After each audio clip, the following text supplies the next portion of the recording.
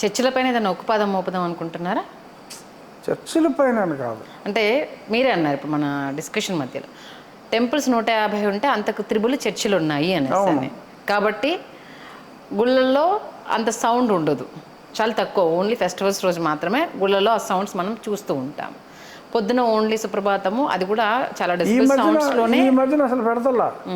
పూర్వం చిన్నప్పుడు ఊళ్ళలో ఘంటసాల గారి భగవద్గీతలు ఇటువంటివి వినపడుతూ ఉండేవి. ఇది యాక్చువల్గా చాలా చోట్ల ఈ చర్చెస్ ఎక్కువైన తర్వాత వాళ్ళు చట్టం తెలుసుకొని మైకులు ఉండకూడదు ప్రార్థనా మందిరాల్లో అని వాళ్ళు కంప్లైంట్స్ ఇచ్చి చాలా చోట్ల గుళ్ళలో మైకులు లేకుండా చేశారు. ఓకే, చర్చి నడిపే వాళ్ళు గుళ్ళల్లో మైకులు లేకుండా చేసి వాళ్ళ చర్చిలో పెట్టుకుంటున్నారు. ఇది జరిగింది చాలా చోట్ల ప్రాక్టికల్గా. ఎందుకంటే వాళ్ళకి తెలుసు రూల్స్.